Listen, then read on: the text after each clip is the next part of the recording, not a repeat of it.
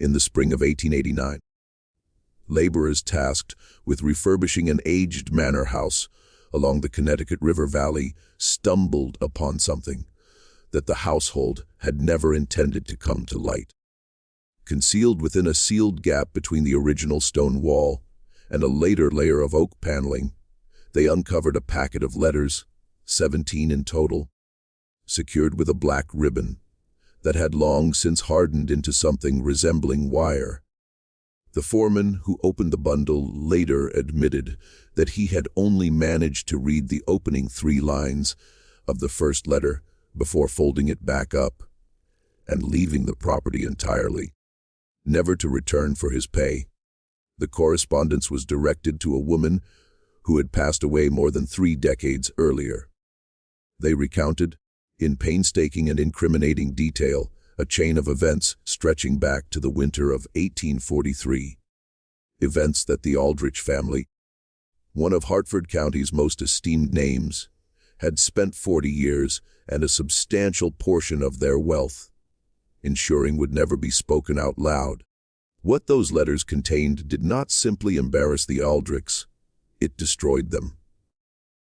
Within 18 months of that discovery, the eldest son had fled to Canada under a false identity. The family estate was auctioned off to settle a flood of legal claims. The family patriarch, aged 81, nearly blind, and still insisting that everything was a fabrication, perished alone in a rented room above a druggist's shop in Middletown.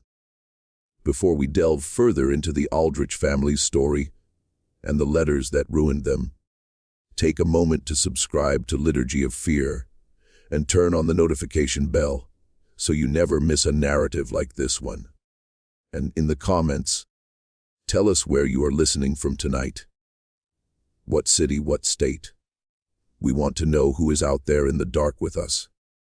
Because the dark, as the Aldrich family learned, possesses a very long memory. The Connecticut River Valley, in the early decades of the 19th century, was a place that placed immense faith in its own respectability. The towns that bordered the river, Middletown, Hartford, Wethersfield, Glastonbury, were old in the American sense, meaning they had existed long enough for their founding families to have forgotten what uncertainty felt like. The valley had prospered through trade, river commerce, tobacco, insurance, manufacturing. By the 1840s, Hartford was the type of city that sent its sons to Yale as a matter of routine and expected them to return prepared to handle money, manage institutions, and maintain appearances in roughly that hierarchy. That sequence, money, institutions, appearances, was not coincidental. Appearances in this era of Connecticut were a form of infrastructure. They supported credit, which supported commerce, which in turn supported the household, the name, and the social standing. The management of appearances was not considered dishonesty. It was viewed as the ordinary work of a civilized community, the upkeep of the shared fiction that enabled people of different stations to coexist under a common set of acknowledged rules. The rules in 1840s Hartford were intricate. They governed who could occupy which church pew, who could serve on which committee, who could be visited and who could be called upon, who required an introduction and who merely a greeting, and how these distinctions aligned with a social hierarchy that was not formally codified but was understood by everyone within it as instinctively and automatically as a musical score is interpreted by a trained musician. This was the world into which Patience Cobb had been placed as a young woman and in which she had lived as domestic servants do, simultaneously inside and outside the family's intimate life. She ate in the kitchen. She handled the household functions that made its social performances possible. She understood the machinery behind the performance much as stagehands grasp the full picture from a vantage point that offers, if you pay attention, a more complete view of what is truly occurring than the audience ever receives. The Aldrich family had been managing appearances since at least 1701, when the first of them, a man named Cornelius Aldrich, arrived from Rhode Island with modest capital, but immense ambition, purchasing a plot of farmland along the eastern riverbank and beginning the slow ascent to becoming someone worth knowing. His descendants had succeeded admirably. By the time we enter the family story in the early 1840s, they were in their fourth generation of Connecticut prominence.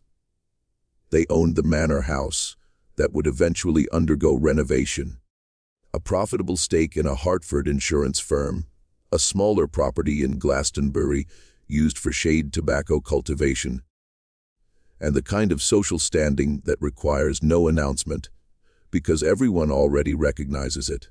The family head in 1843 was a man named Harlan Aldrich, then in his mid-30s. By all contemporary accounts, he was an effective and largely humorless individual. He managed the insurance business with precision, served on the boards of 2 charitable institutions, attended services at Center Church in Hartford with the kind of regularity that signals status rather than devotion, and had been married since 1838 to Eliza née Storrow, who came from a respectable Springfield family and was widely considered to be considerably more perceptive than her husband, though no one would have said so to his face. By 1843, they had 3 children. The eldest, a boy named Harlan Jr., called Henry within the family to differentiate him from his father, was 5 years old. There were 2 younger daughters. The household also included, in the manner of prosperous Connecticut families of the era, a number of domestic servants, a groundskeeper, and a woman named Patience Cobb, who served as housekeeper and had worked for the Aldrich family since before Harlan Sr. married Eliza. Since before Harlan Sr. took over the business from his own father. Since before some said the house itself had acquired its reputation for cold rooms and drafts that seemed to come from no clear source. Patience Cobb was 53 years old in 1843. She was a widow whose husband had died of a chest ailment in the winter of 1831, leaving her childless and without property of her own. She had come to work for the Aldrichs as a young woman, and the house had, in some sense, become her entire world. She knew where everything was. She understood the habits of every room, and she knew this will become significant. Things about the family that the family did not realize she knew. The winter of 1843 arrived early and lingered long in the Connecticut River Valley. By November, the river had begun to show ice at its edges, and the roads connecting Hartford to the outlying towns became treacherous with a mix of mud and frozen ruts that made travel difficult, and, when a wheel broke or a horse stumbled, genuinely perilous. It was into this winter, gray, close, and unforgiving, that the events began to unfold that would eventually be sealed inside a wall and forgotten, or nearly forgotten, for 46 years. The night of December 3rd, 1843, was not one that anyone at the Aldrich estate was meant to remember for any particular reason. Harlan Sr. had returned from Hartford in the late afternoon, arriving at the house as the sky darkened over the river and the temperature dropped sharply from its midday level. The kind of Connecticut winter evening where the cold fields deliberate, where the bare trees along the drive stand in the failing light like figures that have chosen not to move. He had arrived in better spirits than usual, which Patience Cobb noted in her letters, with the precision of someone who has tracked a man's moods long enough to recognize when a shift in them signifies something. He had been in Hartford all day on business. He had returned with company. Eliza had supervised the children's supper and their early bedtime. The household's evening meal had been prepared and served in the usual manner. The good china for the dining room table, the lamps lit, the fire built up in the hearth until the room was warm in the specific way of a house with thick walls, good wood, and people who knew how to use them. The dining room that evening, which Patience Cobb recorded as an incidental detail in a way that suggests she was simply noting everything she observed, rather than selecting for significance, smelled of roasted meat, candle wax, and the particular sweetness of burning applewood. Daniel Ferris, 26 years old, recently engaged to be married, hired as a clerk in the insurance office, had arrived at the manor house that afternoon in the company of Harlan Sr. and had been invited to stay the night, given the worsening weather. By Patience Cobb's brief description, he was a young man of pleasant manners and a certain eager to please quality that people in subordinate professional positions sometimes develop when they realize their advancement depends on the goodwill of a specific person. He thanked Patience Cobb for preparing the guest room. He carried his own bag upstairs. He was, by all visible signs, an ordinary guest under ordinary circumstances. This detail, the presence of Daniel Ferris, would become, in retrospect, the hinge on which everything else turned. What is known, or what can be reconstructed from the evidence that later emerged, is this: Daniel Ferris did not sleep in the guest room he was assigned that night. At some point between 10:00 in the evening and 3:00 in the morning, he was somewhere else in the house, and sometime during those same hours, Eliza Aldrich was not in the bedroom she shared with her husband, who was, according to his own later account, sleeping with the aid of a preparation of laudanum prescribed for recurring back pain. What is also known is that Patience Cobb, whose room was on the ground floor near the kitchen, did not sleep at all that night. She heard things. The house made its ordinary nighttime sounds: the settling of old stone against newer wood, the movement of air through corridors that had never been entirely sealed against the winter, the distant sound of the river, if the wind was right. But she heard beneath those ordinary sounds something that was not ordinary: footsteps that did not fit the pattern of a household at rest, a door that opened and did not immediately close, voices very low in the corridor above the kitchen. Not words, nothing she could transcribe, but voices in a specific emotional register. She recognized the specific low urgency of people who do not want to be heard. She saw, through a partially open door, something she was not meant to see, and she wrote it down. Not immediately, not that night, but within the following days, in a letter addressed to her sister in New Haven. A letter she ultimately did not send but kept instead, folded inside a larger bundle that she added to over the following years with the methodical, quiet precision of someone who understands that truth, if it is to be useful, must be preserved in a form that will survive. The morning after Daniel Ferris spent the night at the Aldrich estate, he left before breakfast. Harlan Sr. saw him off at the door, and by every visible sign, parted from him in the ordinary manner of an employer bidding a valued employee a comfortable journey. Eliza did not come downstairs until mid-morning. She complained of a headache. The children were kept in the nursery. 3 weeks later, Daniel Ferris resigned his position at the insurance concern, citing a desire to pursue an opportunity in Boston. Harlan Sr. provided him with a letter of recommendation that was, by the standards of such letters, unusually warm. Ferris departed for Boston in January of 1844 and did not, as far as the official record goes, have any further contact with the Aldrich family.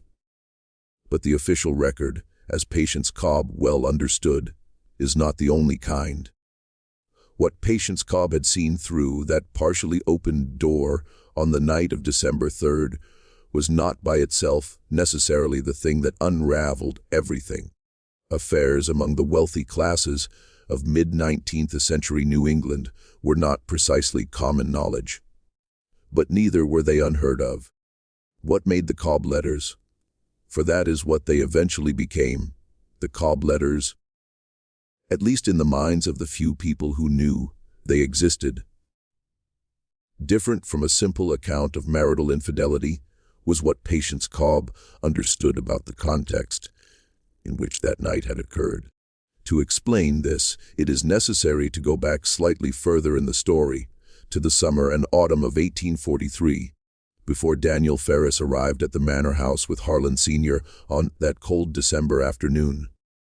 In the summer of 1843, a young woman named Mercy Dunar had come to work at the Aldrich estate as a household servant. She was 17 years old, the daughter of a farming family from Glastonbury, brought in to help with the increased labor the household required after one of the other servants had left to be married. Mercy Dunar was, by all accounts, a quiet and industrious girl, not without intelligence, and possessing a directness of manner that Patience Cobb would later describe in her letters as both her greatest quality and the quality that most imperiled her. By September of 1843, Mercy Dunar had attracted the attention of Harlan Aldrich Sr. in a way that left no room for misinterpretation. Patience Cobb saw this. She had worked for the family long enough to recognize what she was looking at. She had also worked for the family long enough to understand that the correct response in the practical calculus of her position was to see nothing, say nothing, and file everything away in the part of her mind where other such things were already filed. What complicated the situation and gave Patience Cobb's eventual account its particular weight was that Eliza Aldrich also saw what was happening, and Eliza Aldrich, who was, as everyone agreed, considerably more perceptive than her husband, drew a conclusion that her husband had apparently not considered, that the best way to redirect a dangerous situation was to provide a substitute for the danger. Daniel Ferris was not, in other words, a random choice. He was a young man of relatively modest means and significant ambitions, employed in her husband's own business, and therefore someone whose discretion could be reasonably counted upon. He was also, and Patience Cobb recorded this with the careful precision of someone who understood she was writing history, someone for whom Eliza Aldrich developed a genuine attachment over the preceding year through the ordinary social contacts of a businessman's household. Dinners, holiday gatherings, the incidental proximity of a small professional world. Whether Eliza's calculation was correct, whether she believed that redirecting her husband's attention by occupying her own was a rational strategy, or whether the rationalization came later to explain something that had happened for simpler reasons, is a question the letters leave open. What they do not leave open is the sequence of events, or the fact that Patience Cobb, from her position of invisible domestic authority, had observed most of it with the thoroughness of a woman who had learned over decades of service that the powerful are observed most accurately by those they have learned to look through. By the spring of 1844, Mercy Dunar had left the Aldrich household. The official reason given was that she had returned to her family in Glastonbury. Patience Cobb's letters suggest a different story. They suggest that Mercy Dunar had left because she had been given a sum of money and a clear understanding of what would happen to her family's tenancy on Aldrich land. The Dunbars rented from an estate connected to the Aldrich tobacco interest. If she failed to depart quietly and permanently, this too Patience Cobb had seen, and this too she had written down. The years following 1844 were, on the surface, years of consolidation and quiet success for the Aldrich family. Harlan Sr. expanded the insurance concern. The elder son, Henry, was sent to a preparatory school in New Haven, then to Yale as expected. The daughters made respectable marriages. Eliza Aldrich became, as the decades passed, the kind of matriarch praised for her composure and charitable work, a woman whose early beauty had settled into a kind of serene authority. If she and Harlan Sr. had an understanding between them, if the events of December 1843 had produced not rupture, but a particular kind of equilibrium, a shared knowledge that bound them together in the way that only mutual compromises can, it showed itself nowhere visible. They appeared to the world as they had always appeared.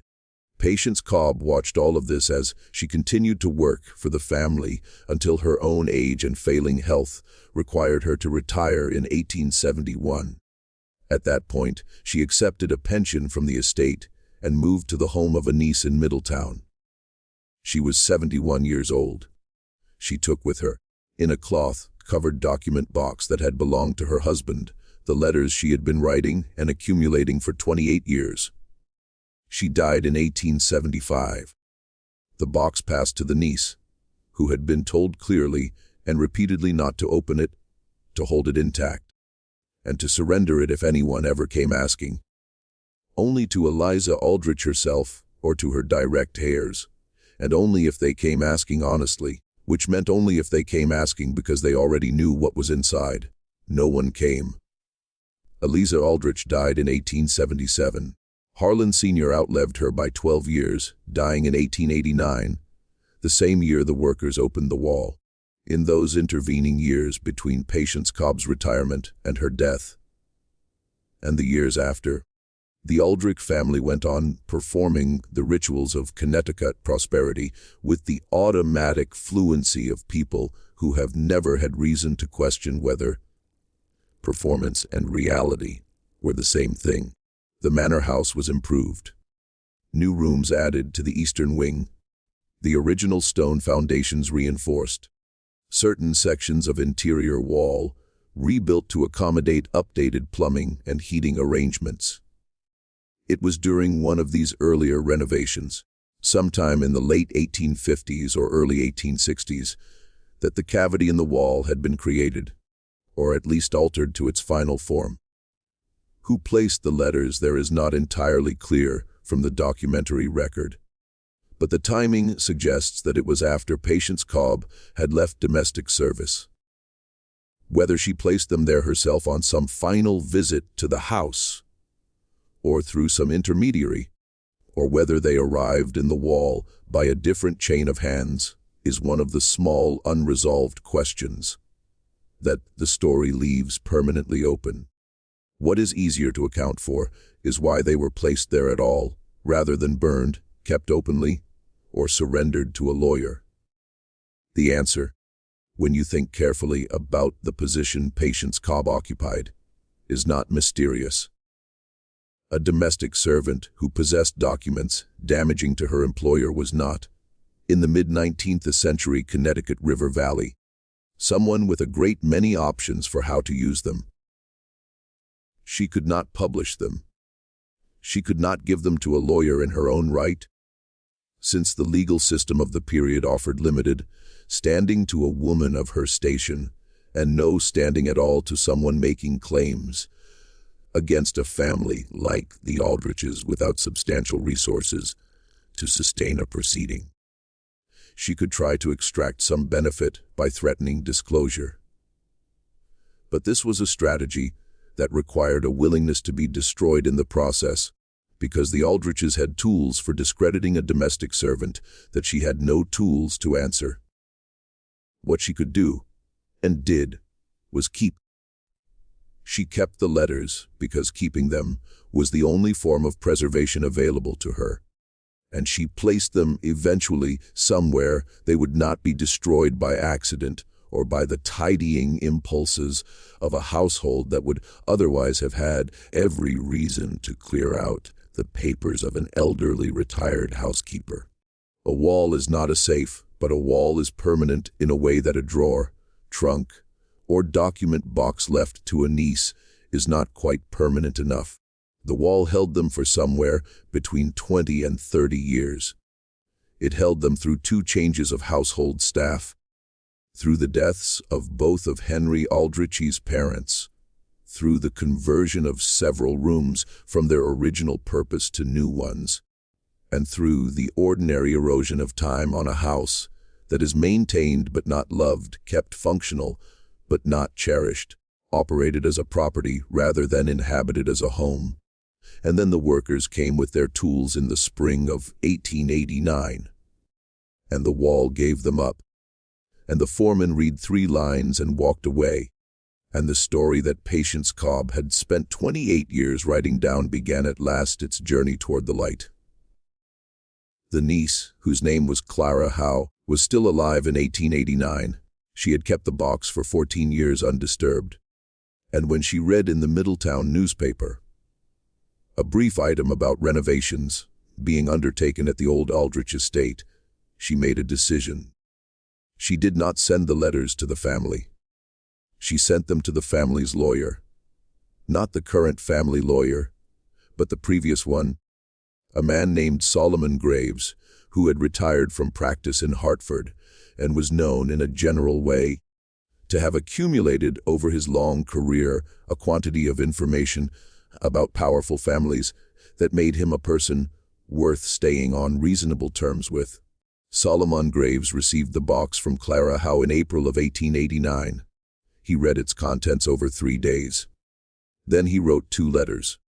The first was to Henry Aldrich, Harlan Jr., now in his early 50s, the family patriarch in his father's absence. The second was to a man Henry Aldrich had never heard of, a journalist in New Haven. He sent both letters on the same afternoon. Henry Aldrich received Solomon Graves' letter on a Wednesday morning in late April. He read it standing in the hallway of the Hartford house, a newer townhouse than the old manor estate, purchased a decade earlier when the manor had become impractical to maintain. His wife later reported that she knew from the look on his face, before he had said a single word, that something had shifted in the architecture of their lives. The letter from Solomon Graves was, by the standards of blackmail, for that is ultimately what it was, performed with the careful indirection of a former lawyer who understood precisely how close to a line he could walk. A masterpiece of its genre. It did not threaten, it informed. It conveyed the existence of a collection of letters describing events involving the Aldrich family between 1843 and 1871. Then it noted that these letters had recently come into Graves' possession, and that he had read them with considerable attention. It expressed, in measured and almost sympathetic language, concern about what might happen were their contents to become known to persons outside the legal and confidential context in which Graves was sharing this information. And it concluded with the suggestion that a meeting between Graves and Henry Aldrich at a time and place of Aldrich's choosing might be productive for all parties. It said nothing about the journalist in New Haven.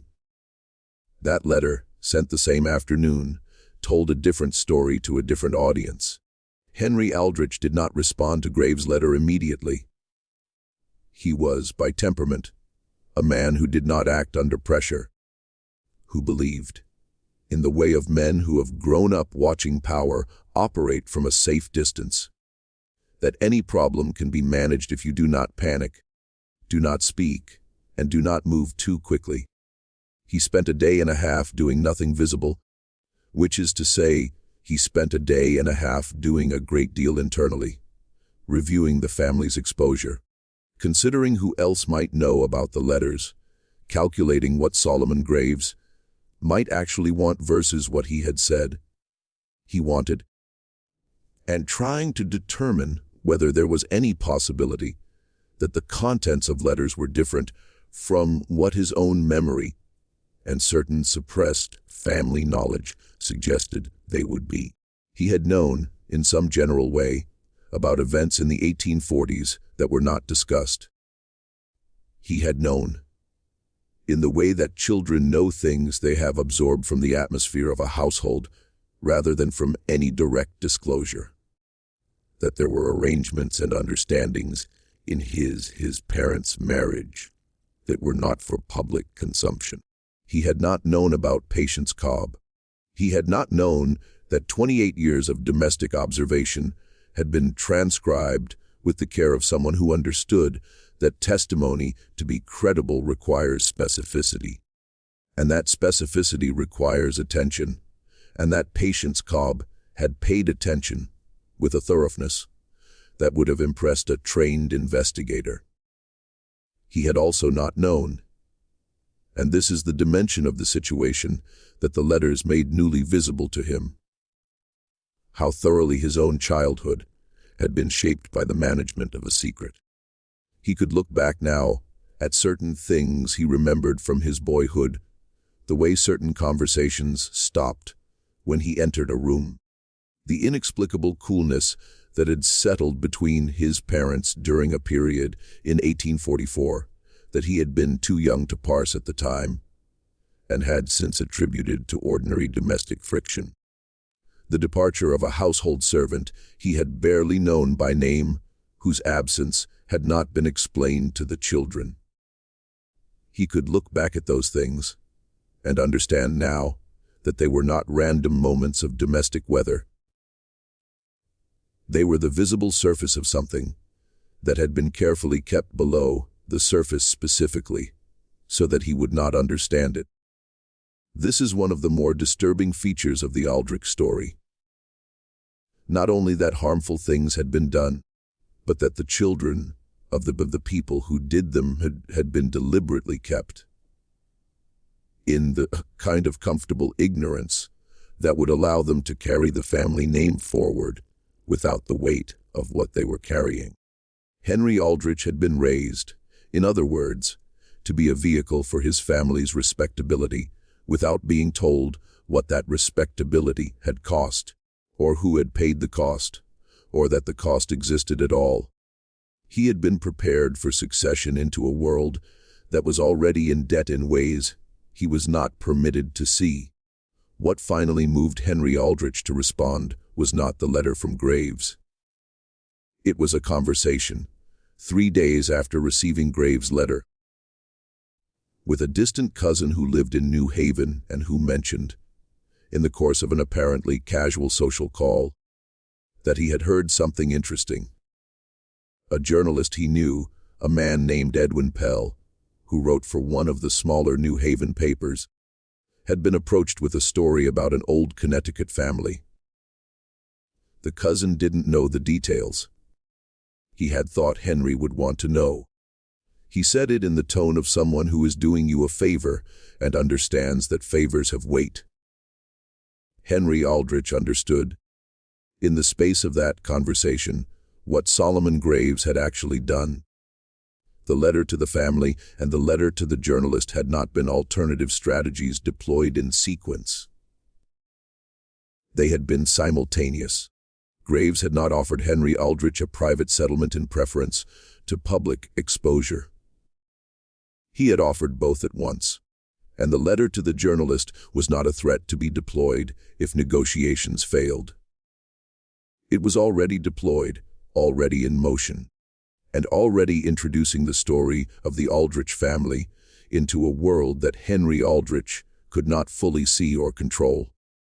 The reason for this, why Graves would take an approach that maximized his leverage but also maximized the risk of actual exposure, became clearer when Henry Aldrich began asking careful questions of people who knew Solomon Graves. What he learned was that Graves, now in his late 60s, was not well. He had a condition of the liver that his physicians expected would be fatal within the year. He had no heirs. He had, over a long career handling the private disasters of prosperous families, accumulated a great deal of knowledge that he had never been able to convert to the kind of security he wanted. Not blackmail money exactly, but something more like acknowledgement, recognition, the satisfaction of being known, if even by one person, as someone who had held power over power and had used it according to his own judgment. He was, in other words, not maneuvering for money. He was maneuvering for consequence. He wanted to see what happened. This understanding did not make Henry Aldrich's position easier. It made it considerably harder, because a man who wants money can be bought, and a man who wants revenge has a price that can sometimes be identified and paid. But a man who wants to watch, who has arranged the pieces on a board and is simply waiting to see them move, is a man who is not, in any straightforward sense, negotiating at all. Henry Aldrich went to see Solomon Graves in Hartford at the retired lawyer's home on Asylum Street on the first Tuesday of May 1889. The conversation they had that afternoon lasted, according to a note Graves made in his personal journal, which survived, having been acquired with his other papers by a Connecticut historical archive, for approximately 2 hours. Graves recorded only a few lines about it. He wrote that Aldrich had come in expecting to find something he could address and had left understanding that he was inside something he could not address. He wrote that Aldrich was, beneath the composure, frightened in the specific and particular way of people who have spent their lives believing that their family name was a form of protection and who have just discovered that it is instead a form of exposure. And Graves wrote one other thing, which would have seemed cryptic to anyone who did not know the full history, that Henry Aldrich had asked, at the very end of the conversation, whether there was anything in the letters about Mercy Dooner that indicated where she had gone after leaving the estate in 1844. Graves had told him yes, there was, and Henry Aldrich had sat with that information for a long time before standing up, collecting his hat, and leaving. Because the letters did not only describe what had happened at the Aldrich estate in December 1843, they described what had happened to Mercy Dooner afterward. And that, it turned out, was the part of the story that Henry Aldrich had not known and had not expected, and from which, once he understood it, he could find no way to emerge intact. Mercy Dooner had not gone home to Glastonbury in the spring of 1844. This was the story given, that she had returned to her family. The Dooner family's tenancy on Aldrich connected land gave the family every incentive to cooperate with whatever version of events the Aldrichs preferred. Perhaps not a detail that anyone had checked. She had told her family she was going elsewhere. Her family, understanding the nature of the relationship between tenants and landlords in such matters, had told the Aldrichs she had gone home. Both were true in the sense that each party stated something they believed would satisfy the other. Neither was true in the sense that it described what actually happened. What actually happened, according to Patience Cobb's letters, was that Mercy Dooner had gone to Hartford, not to the domestic service positions her family thought she was pursuing, but to the household of a woman named Griselda Vane, who ran an establishment on Commerce Street that occupied a category of Hartford life that everyone knew existed and that no one in respectable society acknowledged by name. Patience Cobb had found this out not through any dramatic investigation, but through the ordinary channels of domestic servant communication in a mid-sized city. The networks of cooks, washerwomen, and housemaids who moved between households and carried, along with laundry and market goods, the currency of what they had seen. The information had reached Patience Cobb in the autumn of 1844. She had recorded it with the same careful, unadorned specificity she used for everything else. She noted the address. She noted the name of the woman who had told her. She noted that she had confirmed the account through a second source, which she also named.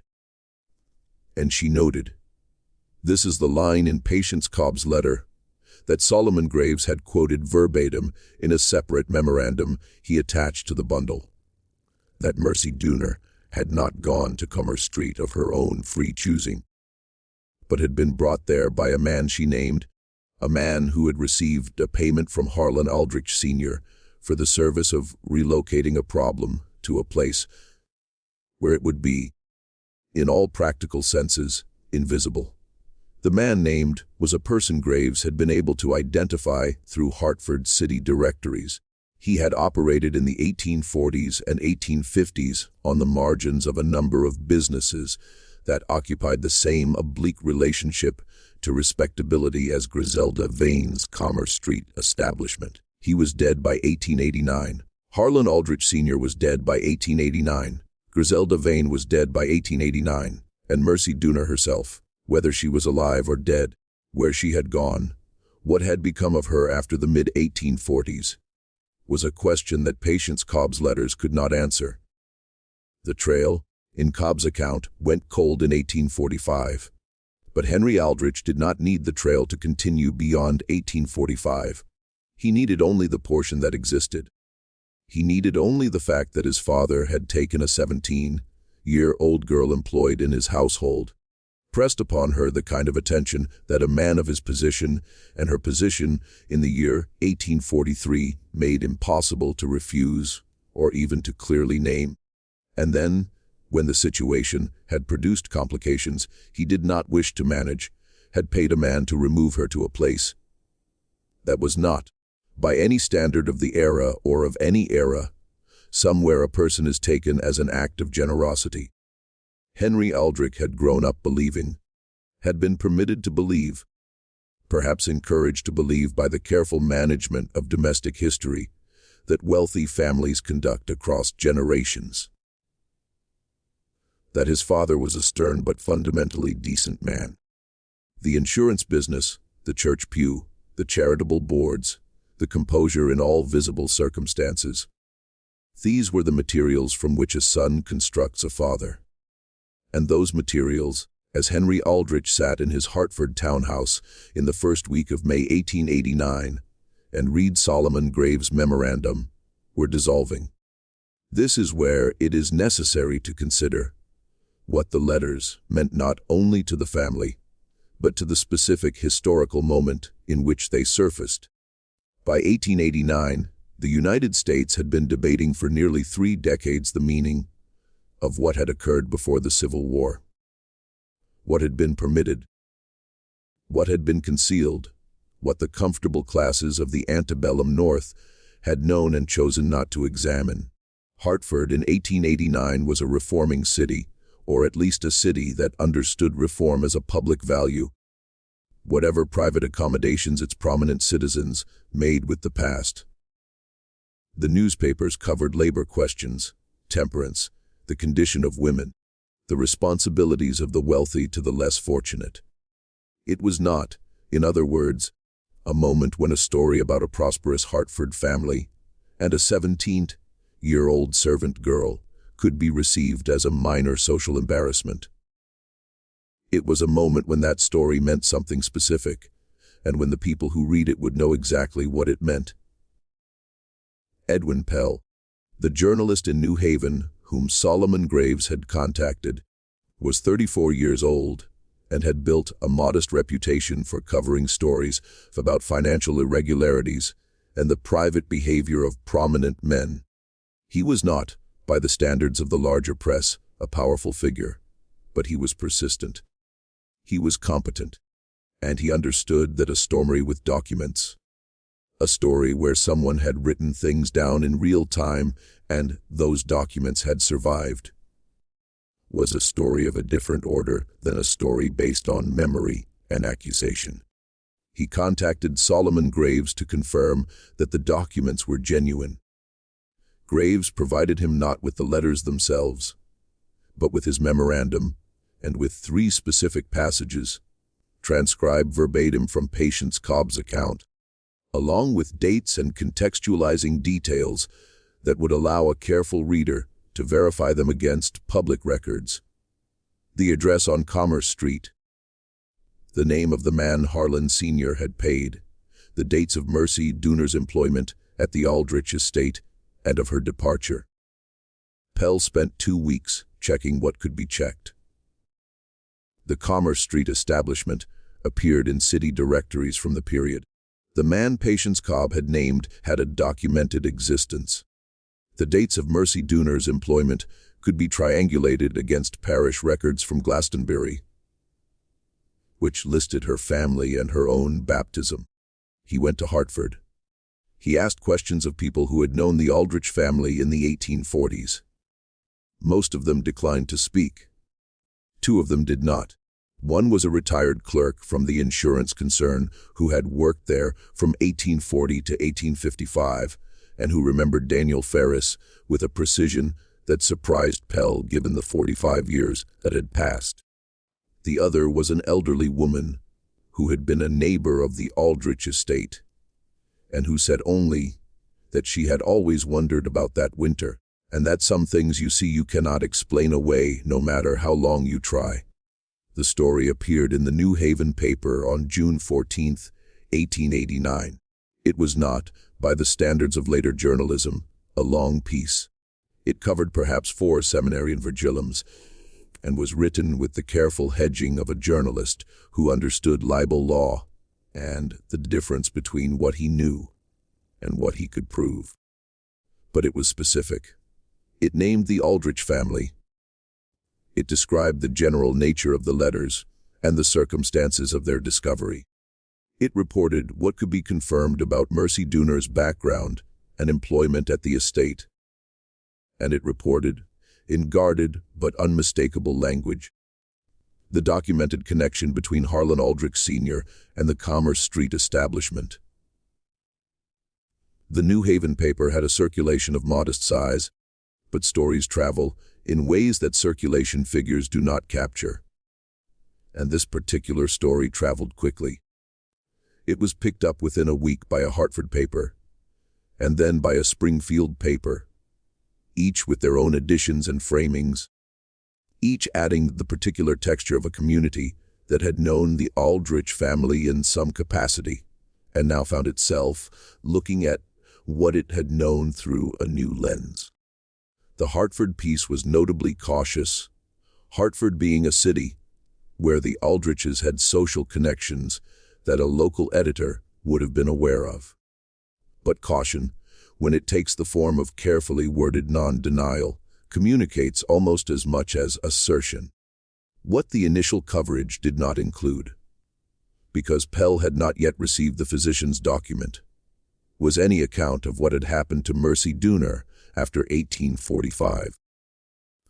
The first article described her as a young woman who had been employed by the family and then removed from that employment under circumstances that raised questions. The questions it raised were serious enough. They situated Harlan Aldrich Sr. within a pattern of behavior toward a vulnerable employee that readers of 1889, not all readers, not readers everywhere, but readers in the kind of reforming northeastern city that Hartford and New Haven had become, were primed to evaluate with a severity that would not have been universal 20 years earlier.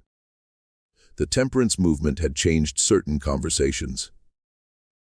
The emerging discourse around the condition of working women, the investigations into industrial labor that had produced legislative attention in Massachusetts and Connecticut both, and the spreading influence of settlement house reformers who documented what actually happened to young women of limited means when the systems supposedly designed to protect them failed. All of this had created, by 1889, an audience that knew how to read between the careful lines of a newspaper story and identify the reality being described. It did not fully know how to identify who was doing the describing. Patience Cobb's name did not appear in any of the articles. She was referred to only as a source whose written account had been preserved and authenticated. The question of who she was and why she had spent 28 years recording what she had seen was left largely as an absence in the center of the narrative. This absence was noticed by some readers who wrote to the paper asking about it. Pell did not identify her publicly. He had made a decision.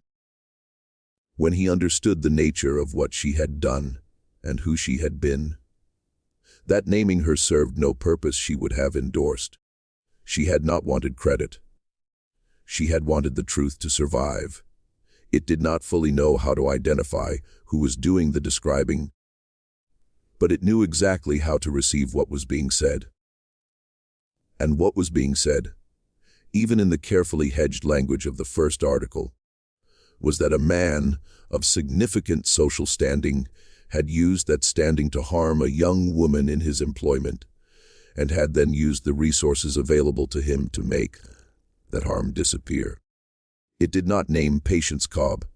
It attributed the source of the documents to a legal intermediary, unnamed. It did not reproduce the letters directly, but it provided enough specificity that people who knew the family, and people who wanted to know more, had a framework within which to ask their own questions. And the questions, once started, did not stop.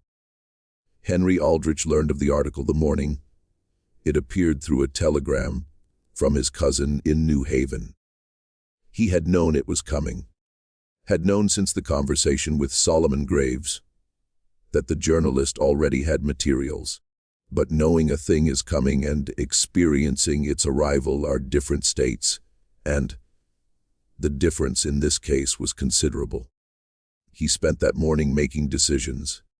He did not respond to the article publicly. He sent a letter to the editors of 2 Hartford papers through his own lawyer, indicating that the family reserved the right to pursue legal remedies for false and damaging publication. The Hartford papers ran brief items acknowledging the story and noting the family's response.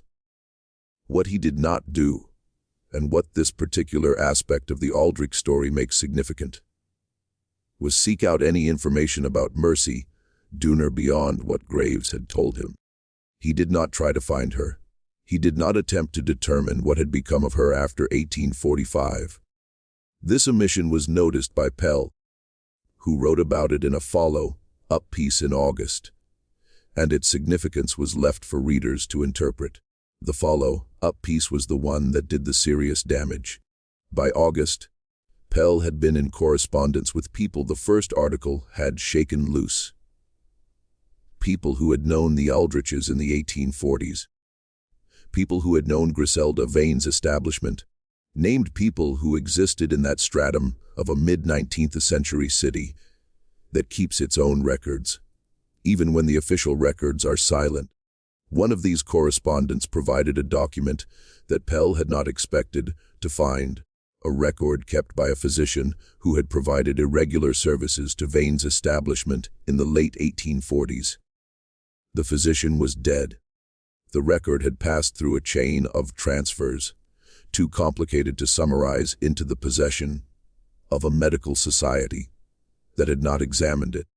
It contained, among other entries, a reference to a young woman referred to by a first name consistent with Mercy Doonar's receiving treatment in the spring of 1845 for a condition, the physician's careful notation, described in the language of the period, which was obscure, but which Pell had shown to 2 practicing physicians who confirmed its meaning without ambiguity. The follow-up article said, as plainly as it dared, that Mercy Doonar had not merely been removed from the Aldrich household. She had been removed from the Aldrich household under circumstances that had produced consequences for her health and her life. That the Aldrich family, specifically Harlan Aldrich Sr., had subsequently done nothing to address or acknowledge whether Mercy Doonar had survived this, whether she was alive in 1889 somewhere in New England or beyond, living under her own name or another. Pell could not determine. He said so in the article.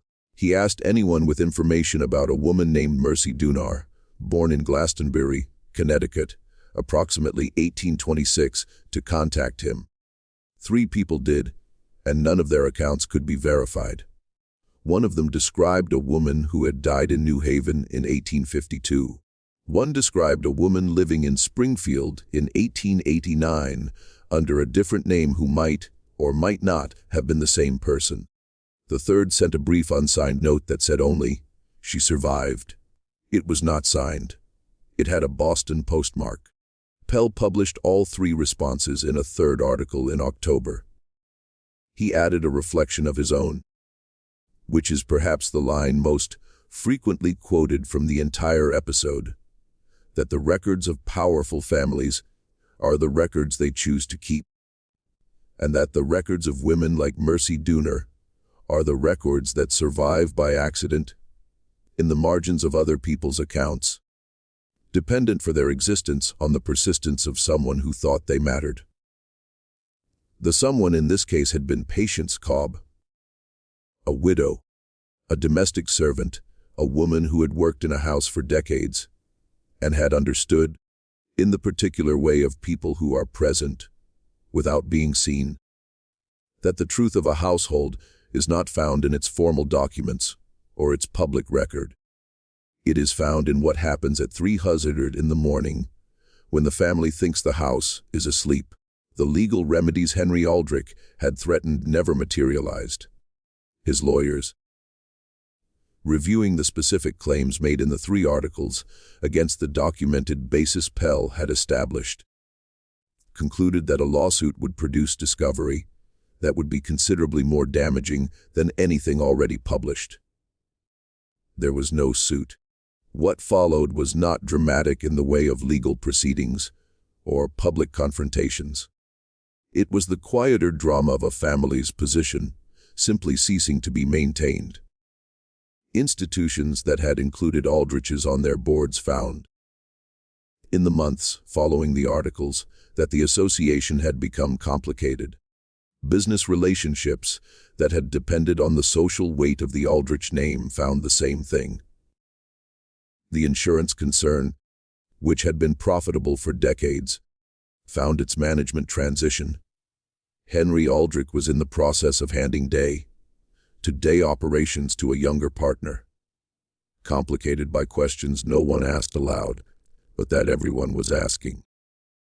Henry Aldrich's younger brother, a man named Charles, who had built a separate professional life in Boston, severed contact with the Hartford branch of the family in the winter of 1889 and did not explain publicly why. His wife understood. It was understood that he had insisted their children use a modified version of the family name in some contexts and their mother's maiden name in others, which was, in the social grammar of the period, a sufficiently clear signal. Henry Aldrich himself held on longer than anyone expected. He spent 1890 attempting to stabilize the family's position through a combination of public charity, donations to institutions, visible church attendance, the purchase of a memorial window for Center Church in his father's name, a gesture of posthumous rehabilitation that was received with a silence that told him everything about whether it would work, and private legal maneuvering aimed reducing the estate's exposure to the claims that had begun to accumulate around the margins of the story. Some of these claims were financial. Creditors and business partners who felt that the revelation of the family's history changed the terms of their relationships. Others were stranger and harder to manage descendants of people tangentially connected to the 1840s events who had been given, by the articles, a language for grievances that had previously been unarticulated. The estate was put up for auction in the autumn of 1891. The old manor house, the tobacco property in Glastonbury, the Hartford townhouse, all of it went over the course of 18 months of legal proceedings to satisfy a combination of debts and settlements that the Aldrich family's reduced income and social position could no longer service. The auction of the manor house contents was reported in the Hartford Courant in a single paragraph, which noted that the house had been purchased by a manufacturing concern that planned to demolish the original structure and use the property for a different purpose. It made no mention of the wall. Henry Aldrich left Hartford in 1892. He went to Canada, as had been reported, specifically to Montreal, where he had a connection through the insurance industry, and where his family name meant nothing. He lived there until 1907, working in a modest administrative capacity for a commercial firm, and died without having returned to Connecticut. Whether he died in peace or in something else is not recorded. Harlan Aldrich Sr., the patriarch, the man whose actions in the winter of 1843 had set all of this in motion, died in the Middletown rented room in the autumn of 1889, a few months after the first article appeared. He had been informed of its publication. His reaction, as reported by the druggist whose shop was below his room, and who was the closest thing he had to an attendant in those final weeks, was to say that it was all lies and fabrications, that he had never done anything that was not in accordance with his position and his times, and that the people responsible for spreading such material were no better than common criminals. He said this more than once. He said it with conviction. He was not, as far as anyone could observe, troubled by doubt. This is perhaps the most unsettling detail in the entire story. Not the events themselves, not the letters in the wall, not the trail of documents that Patience Cobb assembled across 3 decades, but the old man in the rented room insisting until his last days that he had done nothing wrong, because he was speaking, in some sense, from inside the logic of his own world, the world in which his position entitled him to certain behaviors, in which the people below him in that world existed primarily in relation to his needs, in which the management of consequences was simply what a man of his standing did when circumstances required it. He was not performing innocence. He believed it. Solomon Graves lived long enough to read all 3 of Pell's articles. He died in December of 1889, 6 months after sending the letters to his 2 different destinations. His personal journal, the one that survived into the historical archive, ends in November with an entry that is brief, and that does not, despite everything, sound like the entry of a satisfied man. It says only that he had hoped to know what had become of the girl Dunar, and that he did not, and that this would have to be enough. Clara Howe, Patience Cobb's niece, was never contacted by any journalist or lawyer. She had transferred the box to Solomon Graves, and had asked nothing in return except to know that it had gone somewhere that would do something with it. She lived until 1898. Whether she ever read the articles, whether she knew the outcome of what she had set in motion, is not recorded.